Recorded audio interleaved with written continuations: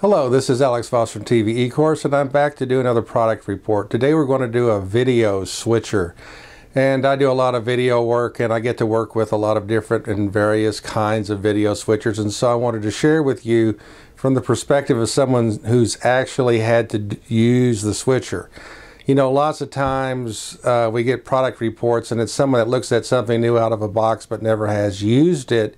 And so they really can't give you the inside information on actually how this will work. And lots of times the manufacturers give people that make product reports the product, and so they're a lot less likely to say anything bad about a product.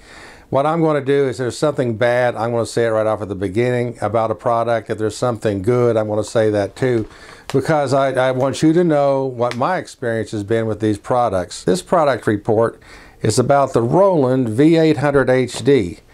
You know, this switcher is one of my favorite switchers, but I want to start off by telling you what's wrong with the switcher.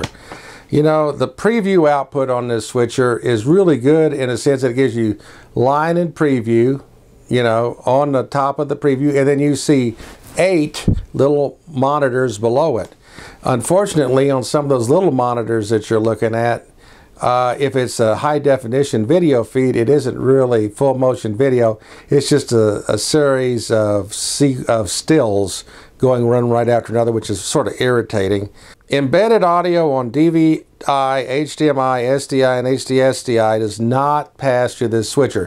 This is a video only switcher. Don't expect to take your embedded audio off your camera and have it pass through this switcher in any way, which causes some issues when you want to take the HDMI output of this switcher and feed it to a device to stream.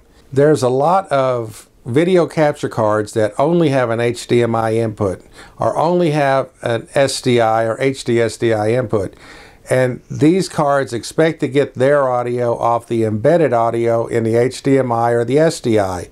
Well, what happens is, since this switcher does not pass audio, then there is no way you're going to get audio into this particular capture card.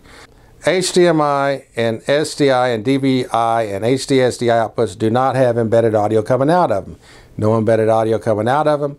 No embedded audio running through the switcher. An adapter is required to connect HDMI to the DVI inputs. This is because there is no direct HDMI input on the switcher, but you get the adapter, you're taking HDMI just fine. There is no USB streaming output on this switcher. This is more of a studio production switcher. This one also has the HDCP copyright protection, and you know, that is a thing where the people that are concerned about copyright violation got a law passed that said video switchers have to analyze all the video coming in and go to black when we have what looks like a copyright violation. Unfortunately, that doesn't work all the time. You can be using this switcher, you can have your cameras pointed at a scene, and all of a sudden you'll see it go to black, and that's because your video camera, Sony or whatever, somehow or another, this made the switcher think you were running a DVD through it or something, and it turned your video to black. And I've been able to go in and check the settings and reset the HDCP and fix it, but you know, if you're in a live shoot and all of a sudden your video goes black on a particular camera, that can be very devastating. I mean, I've been told about this videographer who had a wedding, and he was shooting this wedding, and all of a sudden on the primary camera, when the bride and groom were about to say the I do's, the HDCP decided this was copyright protected content and took the scene to black, and he got sued. And so, you know, that's a story I've heard. I don't know if it's true or not, but I know I've run these switchers, and all of a sudden they go to black, and it's because the switcher thinks it's copyrighted content that it's getting put into one of its inputs. It's very disturbing. And actually, usually when I go to the switcher and I reset the HDCP setting to the other position, it fixes it. But that can be very disturbing when you get the new switcher and you haven't really toggled that setting, and all of a sudden you're in black and you don't know why, and you see the little HDCP light blinking. And the other disturbing fact is, you know, they make you're paying for this complex circuit to run in your switcher to analyze all your video. And so that ups the cost of the switcher, which I consider unfair for anyone in video production. The good about this switcher is you can take almost any kind of video input. It will take composite, RGB, RGB component, RGB HV, HDMI, DVI, SDI, and HD-SDI, remembering that RGB and HDMI require adapters to get connected. And you can mix these together seamlessly in this switcher. You have all kinds of configurations that you can make on the switcher to determine what input you're going to take. And this switcher has a lot of inputs on the back, and you can use this switching between, say, composite video and SDI video to give yourself more inputs, and all you have to do is switch the input type, and you're switching more than just 8 inputs.